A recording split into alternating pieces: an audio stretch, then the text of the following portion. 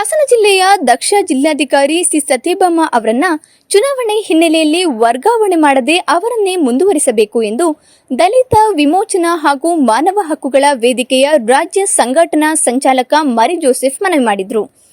ನಗರದಲ್ಲಿ ಗುರುವಾರ ಬೆಳಗ್ಗೆ ಸುದ್ದಿಗಾರರೊಂದಿಗೆ ಮಾತನಾಡಿದ ಅವರು, ಜಿಲ್ಲಾಧಿಕಾರಿ ಸಿ ಸತ್ಯಭಾಮ ಅವರು ಹಾಸನ ಜಿಲ್ಲೆಯ ದಕ್ಷ ಹಾಗೂ ಪ್ರಾಮಾಣಿಕ ಅಧಿಕಾರಿಗಳ ಪೈಕಿ ಮುಂಚೂಣಿಯಲ್ಲಿ ಇದ್ದಾರೆ.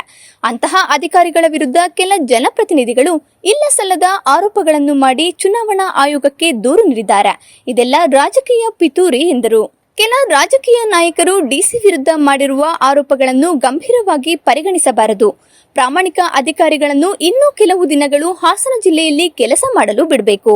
ಕೆಲವೇ ದಿನಗಳಿಗೆ ಅಧಿಕಾರಿಗಳನ್ನ ಬದಲಾವಣೆ ಮಾಡುತ್ತಾ ಹೋದರೆ ಜಿಲ್ಲೆಯ ಸಮಸ್ಯೆಗಳನ್ನು ಅರ್ಥ ಮಾಡಿಕೊಂಡು ಬಗೆಹರಿಸಲು ಕಷ್ಟಗಳಿದೆ ಎಂದರು.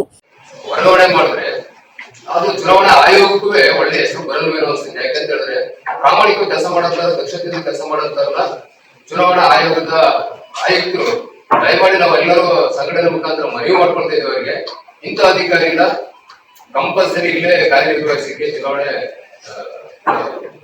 ಕೆಲಸಗಳು ಮುಗಿಯವರೆಗೂ ಅವರು ಇನ್ನು ಇದೇ ರೀತಿ ಮುಂದುವರಿಸಲಿ ಅಂತ ನಾವೆಲ್ಲ ದಲಿತ ಮತ್ತೆ ಆದಿವಾಸಿ ಬುಡಕಟ್ಟು ಸಮುದಾಯದ ಎಲ್ಲದ ಮುಖಂಡರು ನಾವು ಮನವಿ ಮಾಡ್ಕೊಳ್ತಾ ಇದ್ವಿ. ಚುನಾವಣಾ ಆಯೋಗ ನಾವು ಈ ಲೆಟರ್ನ ಪತ್ರ ಕಳಿಸ್ತಾ ಇದ್ದೀವಿ.